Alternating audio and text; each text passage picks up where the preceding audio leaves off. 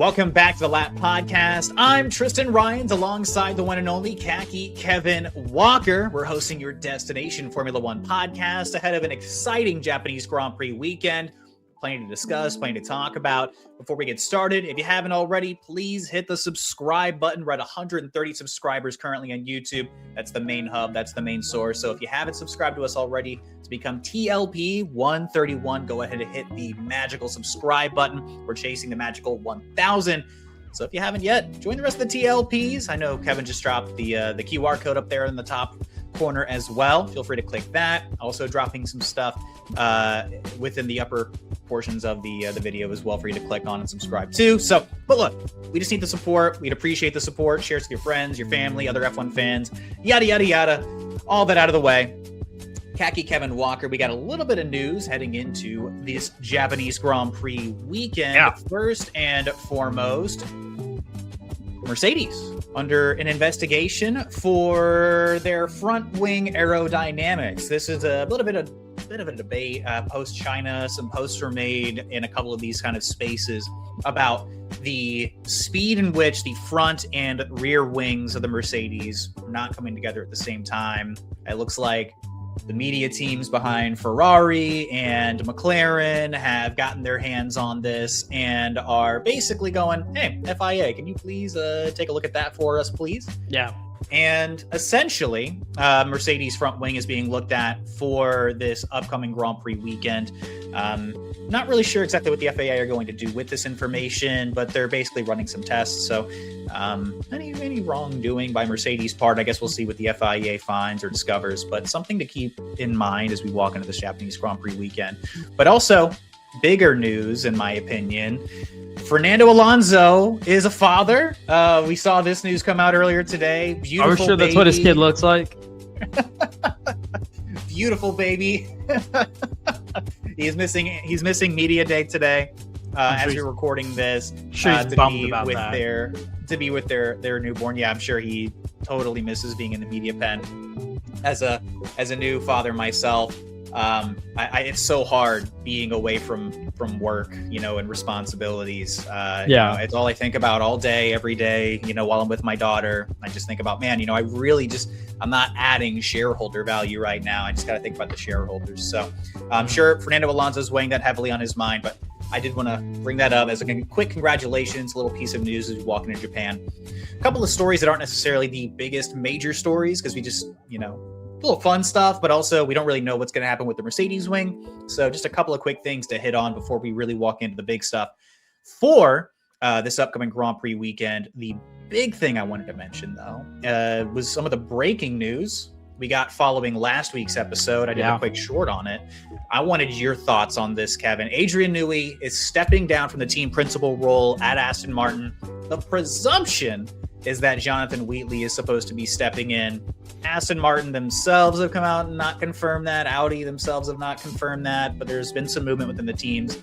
Khaki Kevin Walker, I gave my 10 cents about a week ago this time. What are your thoughts on all this? Kind of sucks for Audi because I really thought they were getting off to a pretty good start to the 2026 season. And the direction of the team as a whole, I thought was under really good command from Jonathan Wheatley. That being said, that's exactly what Aston Martin needs. I understand that Adrian Newey is a legend in this game and he wanted to try something new, wanted to try something that he felt maybe he could accomplish. Now, I have seen reports that Aston Martin always viewed his role as team principal as a temporary position. I don't necessarily believe that because you had a lot of time to make an official hire for your team principal role and you never did. So I think they did think that Adrian Newey could do it, and I think that this is the best move. Sucks for Audi and what they're going to end up having to do as far as replacing him in that team culture. But it's a really smart move by Aston Martin if it becomes official to get a guy in there that commands in a different way. That's one of the things we saw from Drive to Survive is that compare and contrast from him to Flavio Briatore. And I think that when we think of Aston Martin, we don't necessarily think of like Oh, I think Lawrence Stroll holds a very strong hand and a very commanding hand when it comes to that team.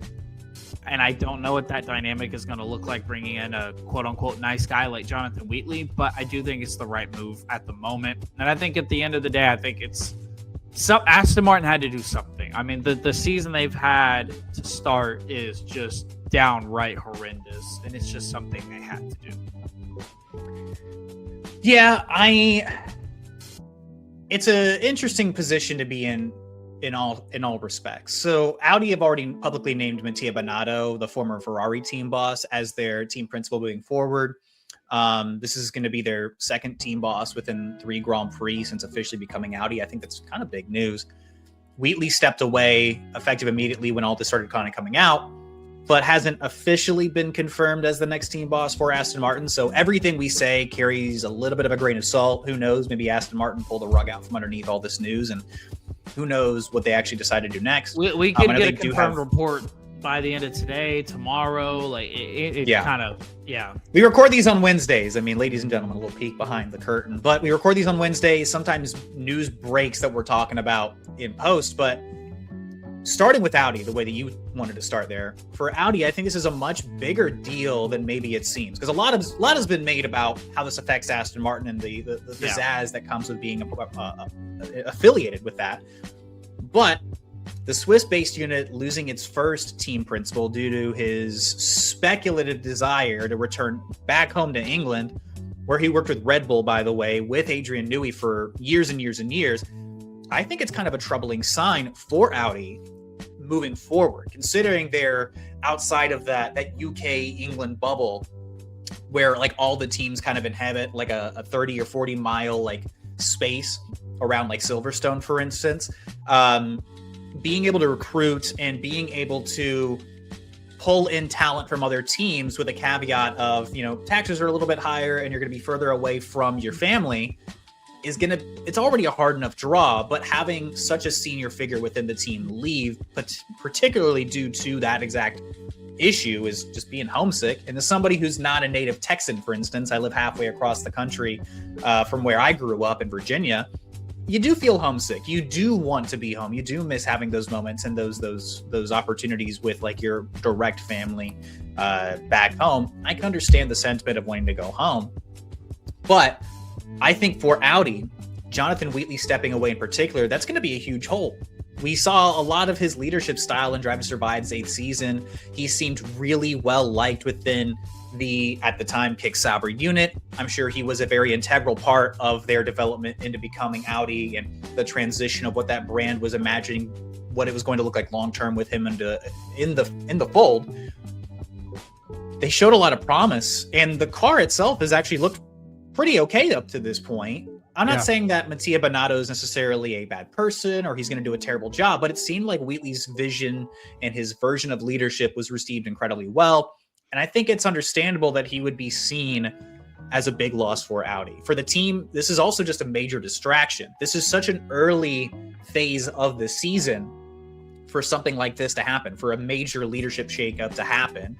And you got to think of a guy like, you got to think of a guy like, Gabriel Bortoleto, who's still learning his ways in Formula One and had kind of gotten used to the leadership of Jonathan Wheatley and kind of getting a positive direction with Audi. And now that he's gone, Binotto's now the guy they have to answer to. His leadership and style, like you his said, approach, you prefaced it. It's not like Mattia Binotto's a bad guy or a bad leader, but he was out of the sport for a reason, one way or another. And it kind of sucks when you kind of fall in love with a leadership style and you fall in line with the leadership style from Jonathan Wheatley. It doesn't matter who you bring in after. It's not him, right? Yeah. So it just kind of sucks for them. And I don't... Well, you're a huge college football fan, for instance, right? Like, it's like a recruit coming to your school, and then that coach leaves for a different opportunity, right? Like, what does that feel like? But in professional sports, you don't just have the option to pick up and go, especially not in a sport like Formula One, to go follow that leader. You're just kind of stuck with whatever's left. Yeah, for Gabriel Bortoleto, for Nico Hülkenberg, these guys who signed up to be to get reception from Wheatley, to get that level of leadership from Wheatley, to be a part of that project with Wheatley, to now having that complete organizational shift, that's a bigger deal, I think, than maybe is being reported or is being speculated on or is being looked at. And you're absolutely 110% correct. Like, that does change how you look at the rest of your season. It does change how you approach a race weekend, because how you have to answer to one guy and one leader and one boss is very different than the next guy and the next leader and the next boss. So it is a big shakeup. Moving to Aston Martin, though, what does this mean for Aston Martin in your eyes, Kevin? It means that they need to turn this season around. And I don't know if this is the move that necessarily does it, but they need to change direction. There's a part of me that might wonder, is this because they were kind of feeling some pressure or some heat from Lawrence? Maybe they were feeling some pressure, some heat from Fernando. There's a lot going on there. Maybe they want to keep that seat appealing to Max in the future if it does become available. I don't really know what exactly was the choice. I just think this is a band-aid over a much bigger problem, which is the car. The car is the problem. Whether Adrian Newey is your team principal, Christian Horner is your team principal, or Toto Wolff's your team principal, the car is bad. The car is not drivable for an entire race at this moment. Hiring a new team principal does not help that, does not band-aid that car. So it's just a band-aid over a much bigger situation that I guess they're just trying to address for the future. But look, when S hits the fan, a move has to be made, and this is the move that they decided to make. I think in the short term, whoever their official boss is going to be next, right? Because we don't have any official confirmation here, even if it is Wheatley, which, again, presumption being that. I think the move for Wheatley... It's a step up for him. It's a step up for him, but looking at it from the Aston Martin perspective, I think that Aston Martin, they believe that this is a great... maybe not great, but this is just the move that needed to happen. Pulling Adrian Newey away from the team principal role. He didn't want to be there as the team principal. He wanted to be there as the chief designer. That's what he's being paid for. That's what he was hired on to do. That's why he was getting all that huge bags of cash from Lawrence Stroll for. They believe that they have the potential to be a championship level team, a contender, if you will. If the feelings in Aston Martin from previous seasons are to be believed, this past offseason are to be believed, they believe they have the chance to contend. Is this position cursed? Is partly a question. I mean, it's had a lot of turnover. Otmar Zafnauer in 2021. Mike Crack had the job for a couple of years. Andy Cowell last year. Now Newey is gone from that role specifically. Jonathan Wheatley being able to step in. Lawrence Stroll has basically made an example of the question, why can't I just throw money at it? From Alonso to Newey to Wheatley next, to the hundreds of millions of dollars in investment made in the team facilities, the wind tunnels at Silverstone. Stroll is lining his ambitions well with cash aplenty. Why would Wheatley want to jump from Audi? Why would he want to jump from being one of the faces of that brand and their push into F1? Well, in the same role at Aston Martin, at a place willing to bring you back home, like I mentioned earlier, being homesick's a huge deal. I can understand that perspective. You're probably going to pay him a huge bag too.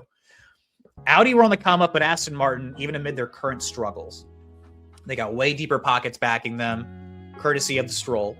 And having Adrian Newey behind you, I think, is a driving force behind this too. Designing and developing what you would hope is a future title contender as soon as they figure out how to work the Honda engine. There are problems to be addressed. There are problems that need to be fixed. Allowing Adrian Newey to step out of the team principal role and to just focus on doing his job, doing his portion of this work. Leave him to the car and allow Wheatley to handle the operations and the sponsors and be that bright, shiny face and to be that corporate face, for all those press conferences, for the debriefs, for all the big situations. Wheatley seems like a good guy for that. He's done a really good job with what, Sauber were last year, landing into a podium. That was his leadership, one way or the other. That's still a huge moment for him. And I think another thing, when you're talking about reasons why he went to Aston Martin, speaking of Jonathan Wheatley, if the move does become official, I kind of hinted at it earlier, but if Aston Martin feel very comfortable, like you said, hey, we can solve anything by throwing money at it. If they feel very comfortable in their pursuit of Max Verstappen, if that pursuit becomes a reality, then if you're Jonathan Wheatley, you have to feel like, look, financially this makes sense. I'm going to get to go home again. And at the end of it all, I could end up with Max Verstappen. Even if that's a 10 to 15% chance. That feels like a Hail Mary from where they are right now. But having that familiarity of Wheatley and Newey there to potentially lure away a Max Verstappen from Red Bull, who've seen a lot of exodus. We talked a lot about their changeover and what's new at Red Bull last week's episode. I could see that being an angle. My question is, will this work? You talked about it being a Band-Aid. With Wheatley presumably taking over next, I'm not sure. It's really hard to say just 2 races into these regulations, but reports and comments from Adrian Newey on the Aston Martin facilities, they're working to meet correlation and simulations and Honda's engine issues are some major setbacks. I think even with the Wheatley addition, it's still going to take the entire Aston Martin team, him included, to get a lot right in a short amount of time for this dream of them becoming a contender to come true in a short amount of time. I like the move on paper, though. I think Wheatley seems like a very good leader. He seems like the kind of guy in the paddock that, you would want to work for. There are certainly harsher, leadership styles we've seen. There are certainly maybe varying levels of, competence, depending on how you look at each team principal and how well they've all done. I think that his leadership style, this almost gentle parenting and being very supportive of everybody in the team, and we'll fix the issues as we find them. So far, it seems like it was working for a team that has this many issues at Aston Martin, for a team that has this many cracks in the foundation at the moment. A guy to walk in and start smoothing them over and going, look, here's what we do have, here's what we can build on. That's going to be a really, really, really strong voice to have in the paddock, to have in your corner, and to answer all the hard questions and put a nice little, Aston Martin corporate spin on it. Overall, I think this is a good hire. It's going to be another wait and see how well this pans out, but I have optimism for Aston Martin's future. I don't know if they're going to become contenders with this move, but I think that this move does nothing to pull them in the wrong direction. I feel like at the very least, this should still be a net positive from a leadership perspective. I think the Wheatley move for him and for the team probably makes sense from a number of different angles, but it does suck for Audi at the other side of this. I'm not saying Binotto's a bad leader, but you brought this up. If he was great at his job, he'd probably still be at Ferrari. There have been a lot of critiques of Binotto online, in the paddock, in the media. For him to be taking over, he does have experience for Audi. He can bring some level of leadership and insight, but I imagine there was a reason why he didn't start off as the team principal. That was the presumption when he was attached to the Audi project in the first place. Did not become the case. I don't know if there's going to be a level of reluctance that he has for that position, the way that Flavio Briatore didn't want to be the team principal for Alpine. We'll see how it all starts to shake out throughout the rest of the season. But I imagine that F1 meme accounts are salivating at anything that's going to be coming out of the Alpine camp over the next, 20 or so weeks that we're going to get. Yeah. Speaking of what is coming, though, this is the Japanese Grand Prix weekend, and we got some super sick, super badass special liveries this weekend. I really wanted to sit back, take in the art, take in the view. I wanted to review these with you and give our thoughts, because the Japanese Grand Prix weekend usually inspires some really cool collaborations and some pretty sick liveries. Some of the best liveries we see on the calendar, for sure. Honestly, yeah. First and foremost, I wanted to start here with V-Carps, because they, in my opinion, knocked it out of the damn park. You actually had the drink that helped inspire this livery. I have. Drink review. What do we think of the Red Bull Cherry Edition? So, as inspired here, right? So the Cherry Edition, I think they call it the Cherry Sakura, or one of the TLPs can correct me on how you properly pronounce it. I rate this livery the same way that I rated the drink. Solid 8.5. Honestly, solid 8.5. I think that this is an incredible livery. I think it's really well done.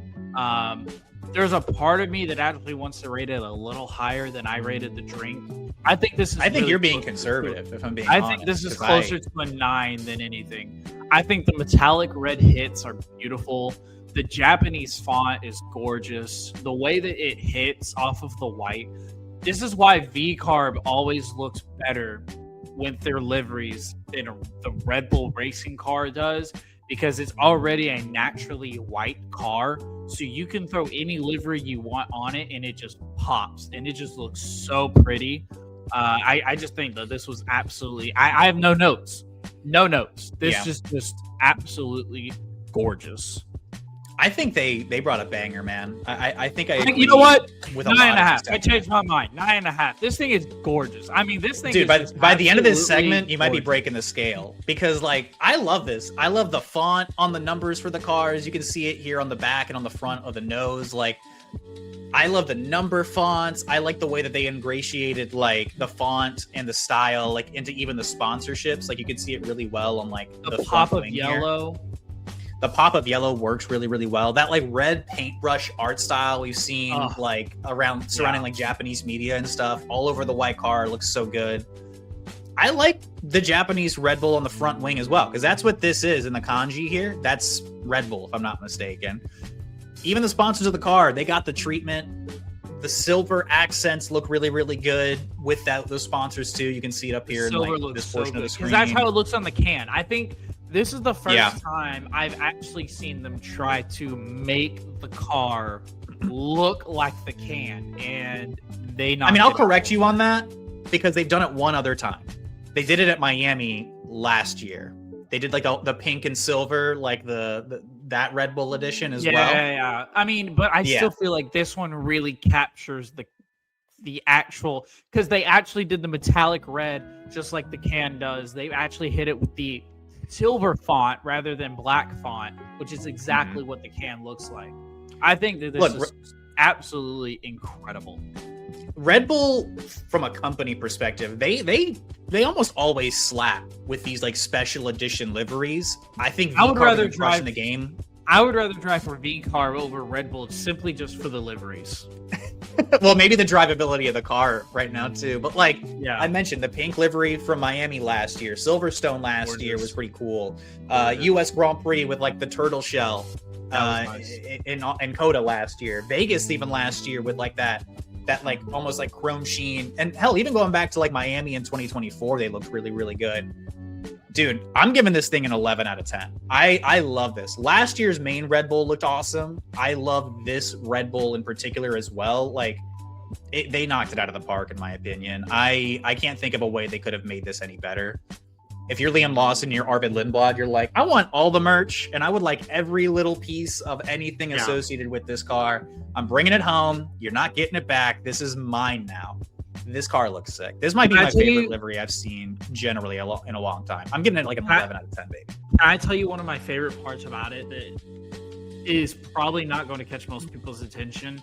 It's the inside lettering of the rim of the wheel. It just kind of adds that kind of that Japanese look to it, I guess, if that makes sense, because when we think of like Japanese racing, we think of like Japanese cars, like their cars are more often, you know, painted with different fonts and different characters and different styles and different pictures, and they more than likely have wording or something on the rim. And I just think that's just one of my favorite parts about it. Yeah, the car looks We do have awesome. other liveries. We do have some other liveries to touch on, though. I mean, we could gush probably for another 10 more minutes about that livery. We do have another livery I wanted to start off with. Mercedes are bringing something interesting. Oh, wait, this isn't the right panel. I'm so sorry. No. They have a nice collaboration with Y3 going. It's covering the front end. The front wing, excuse me. Yeah, here we go. Nice little look at it from their media. Let me see if I can get a nice little pause on it. There we go. Yeah. Ooh, pretty sick. Mercedes have brought a very interesting look to the Japanese Grand Prix weekend. Excitement about their collaboration with Y3, like I just mentioned. Hell, they even brought like special like jackets and like teamwear and stuff. They've been flaunting this stuff all over social media. I know they're for Kimmy, I must admit. Dude, they got Toto. They got Toto modeling out here. This guy looks great. I'm not gonna lie. This Toto looks really, really good. I'm gonna give him a lot of credit. Heck, they even got George looking good, but like kind of hard to mess up black on black, if I'm being honest. Though, I will say the weakest portion of all of this is probably the front wing. I am not as big of a fan of this. I think that might be the word for it. I think it's neat, but it doesn't really move the needle for me as far as like what the overall car looks like. I'm surprised they limited it just to the front wing of the car. Is it supposed to be like a dragon? No, it's a wolf. So like that's like the big thing is like this wolf design that they've been playing around with. They've also got like special race suits. I'll pop this up on the screen too. So it's like all like wolf. I think it's like wolf's fur, kind of sorta. They've got special helmets. Those look kind of cool. I like the helmets a lot. But like the front wing itself, click on. I those find pictures. a little bit lacking. Click on those pictures of Kimmy and George. Yeah. Okay. I just don't think this is the strongest partnership we've seen them do. I like black and white normally looks really good. This one just hasn't been my favorite. I think the helmet itself looks pretty sick. Right? I like that they put the design there. I probably could go with I could probably just go with the helmet on these. Yeah. Ones. And that's kind of disappointing because I really like Y3 and I like the collabs that they do with different brands. Being that I am like a sneaker and big on. This is like your kind of stuff for sure. Yeah, like I'm big on sneakers and clothing and different brands and collaborations. But I think this is an L. I think this is a fail. I think I give it like a 4 out of 10. It's more meme than substance for me. I'm scrapping this. Look. I'm scrapping this and I'm sending it back to the lab. This is going to be like, hey, do you remember when Mercedes did that really weird combo of looking like a wolf? This is going to look really weird on the podium, I will admit. I mean, they're the front runners going into this weekend. I think it'll certainly They might get knocked down a little bit now with this livery. I'm just saying. This will be I mean, maybe it's going to be a weekend to remember for a number of different reasons. We'll find out. But like, this is just not my favorite collaboration Mercedes have done. They've been really reluctant to do like special edition liveries and like and stuff over time. Well, if this is what they're coming out with, then I think they should just stick to what's on the car. Sorry. I honestly think I would agree. This is one of the few times, even as a Mercedes fan, where I'm like, I don't know if I quite saw the vision. I like the merch. I think that like the team kits, like you can kind of get away with those. The jackets and stuff look sick, but I just don't think that this quite does a justice to all of the hype that they put behind it. No. Finally, though, I don't like this at all. Haas and Godzilla. This was the announcement that I saw coming into the Japanese Grand Prix. They were so excited about this. They put this out like the Monday or Tuesday after the Chinese Grand Prix. They were like, this is a big collaboration we're doing. And honestly, I was really excited about it. We get like the biggest name collaboration of this weekend, Godzilla hitting the track with Haas in style. I think the graphic itself is pretty sick. I think it looks solid on the cars. Here's another look at the actual car itself. But the Haas looks all right. I think it's a badass Godzilla logo on the top of the nose of the car itself. Kind of small here. You can kind of see maybe my like mouse hovering over it. I think it looks solid. It's a nice compliment. It's not too dramatic. I would say it's probably less ambitious than like the V-carb itself, but I like what they've done with it. They haven't overstated it too much. Some adjustments and some changes and some tweaks here and there. Like on the nose cone itself, a little bit of a graphic tweak. The side shoulders of the car have a big Godzilla logo on the side of it as well. Here's a better look at it. I think that looks pretty cool, or my mouse is hovering. And then even the Haas logo itself, a little lightning bolt underneath it. It looks cool, but I think I hover around like a 6.6 out of 10. It's not as dramatic. I was expecting maybe a little bit more, but I don't hate this. I think it's just, there's only but so many things you can do with black, white, and red across the board. Those are my thoughts. Kevin? Especially when your team colors are already black, white, and red. I think from afar, this just looks like a normal Haas car. I think this is mid. I'm sorry. I appreciate the collaboration, and I think the clothing and all the merch is going to be really cool to go along with it. But it's just, you should have kind of taken a step out and tried to do something other than red, white, and black. I think they should have gone with a base color of black and then hit the drawing board on a black canvas. I think that would have maybe made it pop a little bit more. But nothing's popping off the I don't page. dislike it. I just think that we've gone the spectrum of the super highs with VCarb, beautiful livery, to kind of cringe with Mercedes and like their Y3 collab to like, this is right in the middle. This is mid. I'm not gonna ever remember this.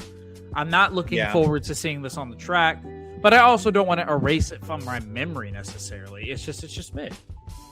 Yeah, it's mid, and it's okay. So not everything hits the same way that like Red Bull, look, their design department, they know how to crush it. I'm going to give them a ton of credit. They did such a good job. Everything next to it by comparison just doesn't quite feel the same. yeah. I mean, that was nice. Yeah, but bringing things back a little bit to Red Bull, Max Verstappen. Some people get off days. Some people get off days, and some people have really interesting weekends. Max Verstappen had a really interesting weekend at the Nürburgring. Probably the biggest smile I think I've seen on Max Verstappen's face in like 3 years were the photos of him and his team winning the Nürburgring GT 4 hour. And the tragedy setting in hours later when they officially were disqualified for running too many sets of tires.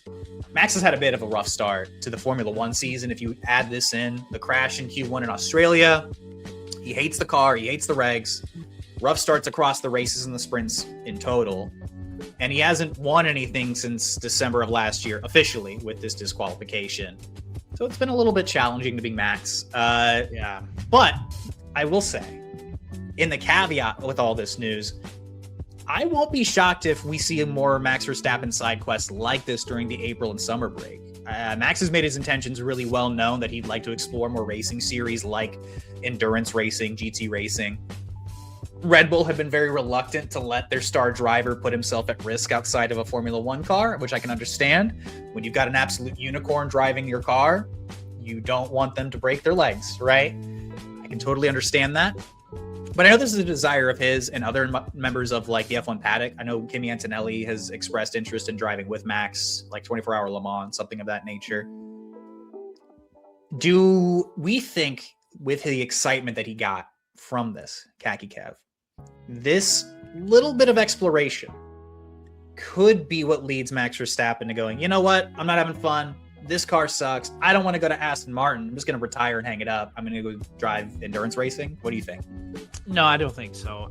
Because as much as he complains, I think at the end of the day, he loves the sport and he loves Formula One. Even if he doesn't love the place that it's at, I think, we've kind of seen a little bit of vulnerability from Max being like, look, I don't want to actually retire. I don't want to leave this sport. I just want to make it better. And I just want it to be better.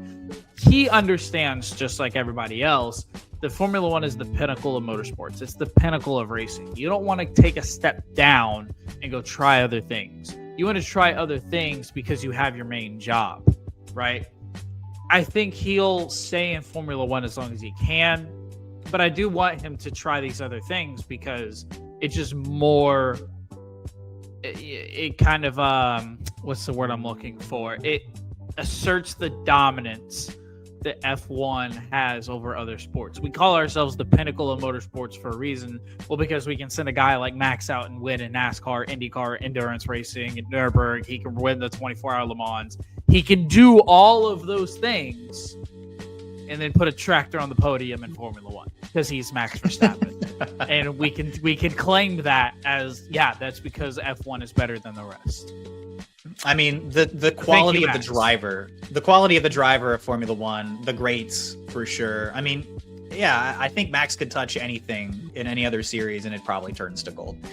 he's not going to walk out there, you know, in like a Toyota Corolla necessarily, but like, you know, look, you put him in the actual like Toyota Gazoo racing car. I think anything is absolutely possible. Max Verstappen strikes me as a guy in like his 60s that's gonna like be bored and show up to some unknown dirt track and just drive like a truck or something and just win in like a dirt racing. You calling this man like, Sunny Hayes? You calling this man just like Sunny that? Hayes? That is exactly the kind. Like Max, just when we talk about like loves ball, Max just loves to win and he loves to race.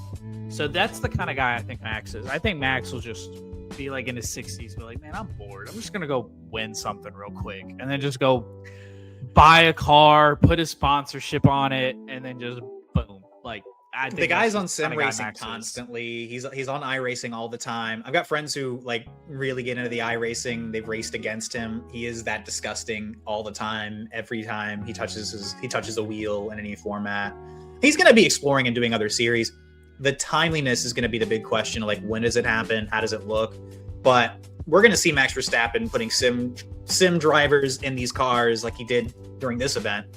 And for him, I think it's just exploring the avenues too, and being able to prove that like sim drivers, right? While they don't have the same availability of having the real life cars and whatnot, like with the right amount of training, these guys can go out and be just as good as anybody else. And that seems to be his passion project moving forward. I think he wants to manage a team when he's not driving it. And I think we're going to see Max Verstappen hovering around for a long, long, long time, hopefully, as a great ambassador of motorsports, not just Formula One. So I think with that all being said, Max seems like the kind of guy who's going to probably ride out his commitments. I don't know that Red Bull are going to be bad enough for him to want to leave, so to speak, especially with looking at the rest of the state of the grid, like an Aston Martin, for instance. Red Bull are pretty comfortably in fourth right now, at least on track, you know, their actual speed. We'll see how the rest of the season goes. Max, like you mentioned, he just wants the sport to be fun, and I can understand that sentiment. Moving forward, it's time to do something new. It's time to do something new, Khaki Kevin Walker. We're going to do some blind rankings, baby. I want a blind rank from Khaki Kevin Walker. I'm going to name five current F1 drivers who have won a race, and you've got to rank them from the worst to the best. TLPs have to play along. TLPs have to play along. Whenever we're done, we need the reactions from the TLPs. We need the reactions. It'd be like, Kevin, that's the worst list I've ever seen. I don't care if it's blind or not.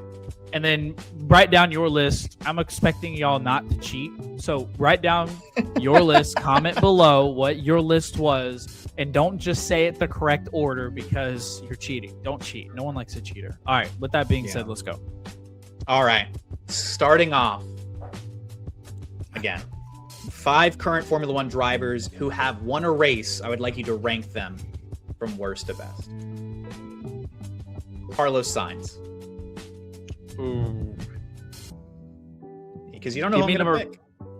Yeah. I'm going to go number 4 for Carlos Sainz. Okay. Interesting. Number 4. Okay. Next up, his former teammate at Ferrari, Charles Leclerc.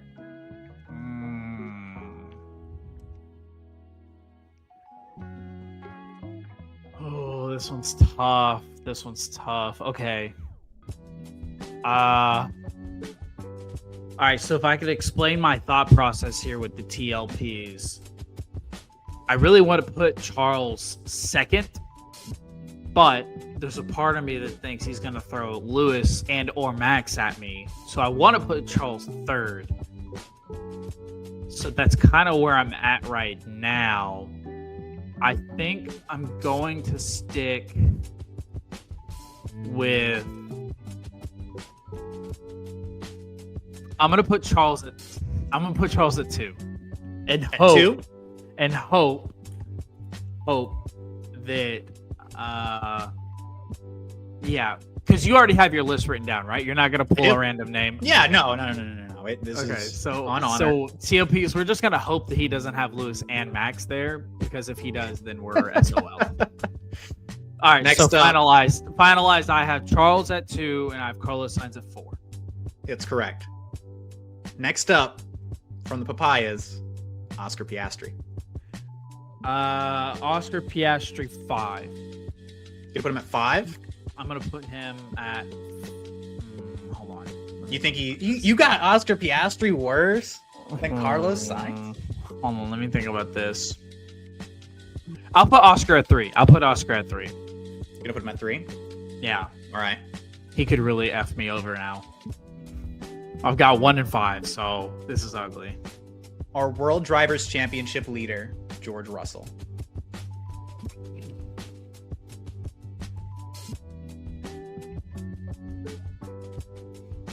You've really cornered yourself here. You only got 5 and 1 left. 5. Because I'm not putting him number 1.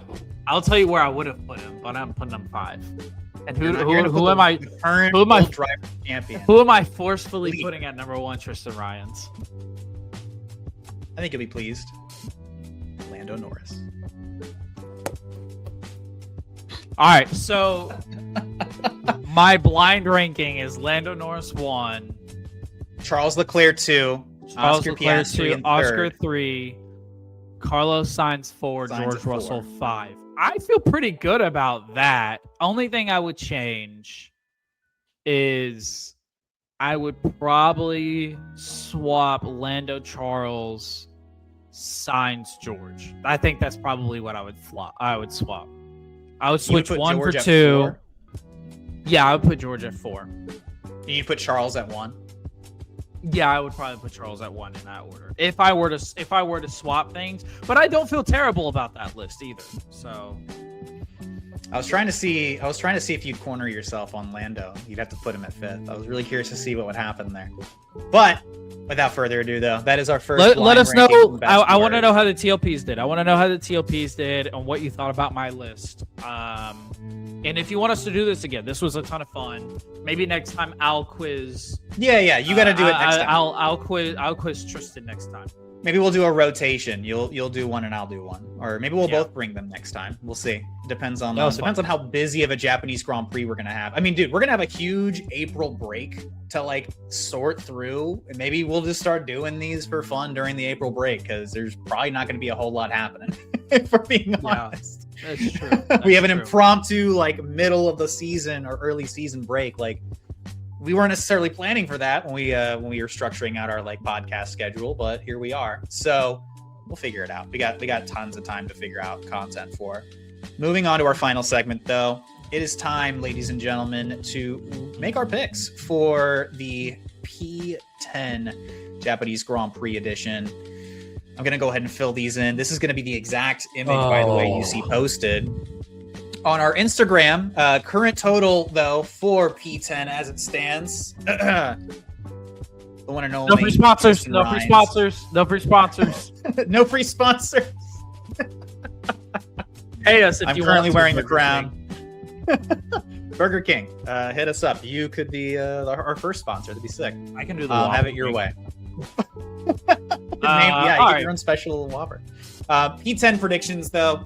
I've already got mine written down. I'm curious what Kevin's got. Kevin, you are trailing, so golf rules. I think I'm going to let you go ahead and go first since you're a little bit behind. Your first pick. This one might be, you know what? Let's start with our win. Who do we think is going to win the Japanese Grand Prix? Now that we've win 2 weekends, 2 different Grand Prix winners. Just saying.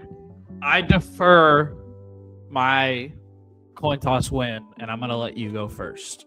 Who do you have winning? I personally am going to go with George Russell. Give me Kimi Antonelli. You're going to go Antonelli? The tough part is, like, I think I would. I mean, I'm obviously going to be fine with either one of these results, but dude, it was kind of a crazy whirlwind to see him win. And in China, if he goes back to back, that's going to shake up every conversation we have about the rest of the season. DNF, snake rules. Go ahead. Let's go with Fernando because he wants to get home quicker to see his kid. Honestly, that's pretty sound logic. I am gonna go he's like, I'm gonna retire the car. They're like, we don't need to retire the car. I'm retiring the car. Damn it! We're still trying to get data, Fernando, and he's only 10 laps behind Fernando.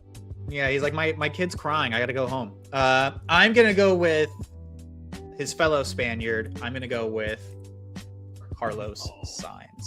You're just preying on Williams' downfall, my friend. I'm not preying on their downfall. I don't know. Alex Albon wasn't even able to take a spot in the Grand Prix last week. I'm not confident they've got all their issues figured out. In P10, I'm going to go with Pierre Gasly. Okay. Ooh. I'm tempted to take your guy. But maybe his magic only works for you. I think Gasly's a good pick, by the way. You were right about that Pierre Gasly preseason pick. As far as him stunning the midfield, he's done really, really good. TLPs, I am trying to pick between Oliver Behrman and Arvid Lindblad, with the possibility of Isaac Hadjar sprinkled in there, just to open the curtains up as far as what's going on, the gears that are turning in my head, what the thoughts that's coming out. Those are the three names I'm thinking on. I'm gonna go with Isaac Hadjar once more. Okay.